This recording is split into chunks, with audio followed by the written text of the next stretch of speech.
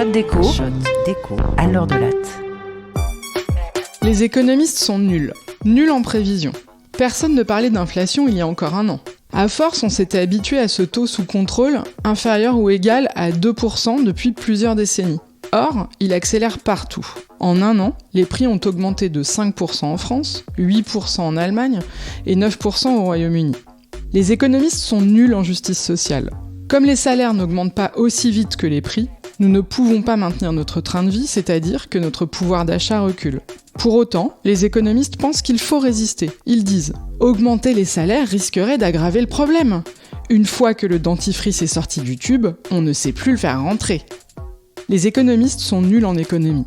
Personne ne sait comment ralentir l'inflation sans casser l'activité et détruire des emplois. Christine Lagarde nous a prévenu, les taux d'intérêt vont augmenter cet été en zone euro. Pourtant, on sait bien d'où viennent les hausses de prix. Pandémie et guerre en Ukraine. On n'a pas besoin d'être économiste pour le comprendre. Les pénuries persistent à cause de l'arrêt des usines en Asie et des retards liés à l'interruption du fret pendant la pandémie.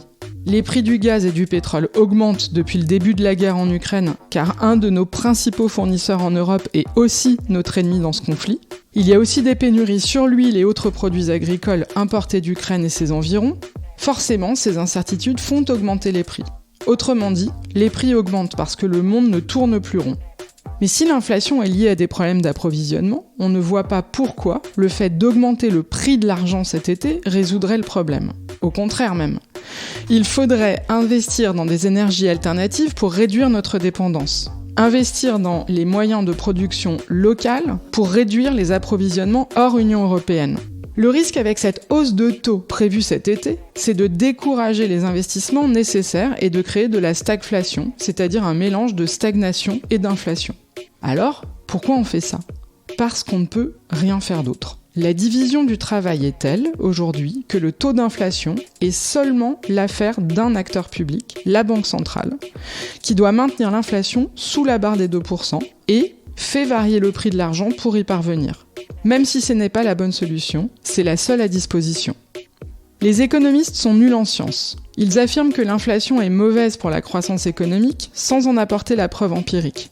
Ils confondent inflation et haute inflation. Les travaux empiriques sur le sujet suggèrent que c'est l'inflation au-dessus de 10 voire 20% qui est associée à une activité économique ralentie. Certainement pas l'inflation à 5%.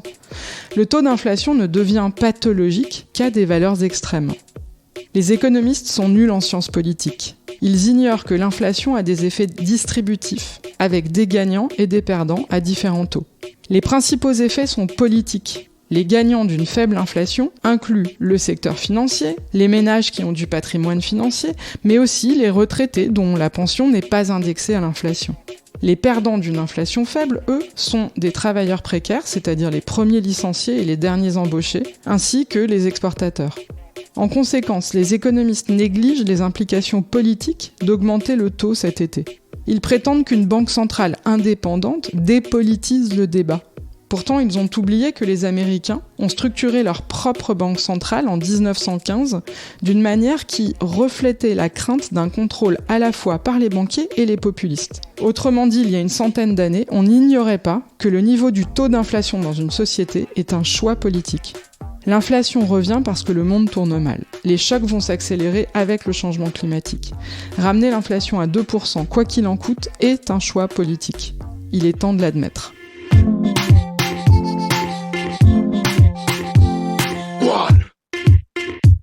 C'était un podcast de l'université Paris-Dauphine, PSL.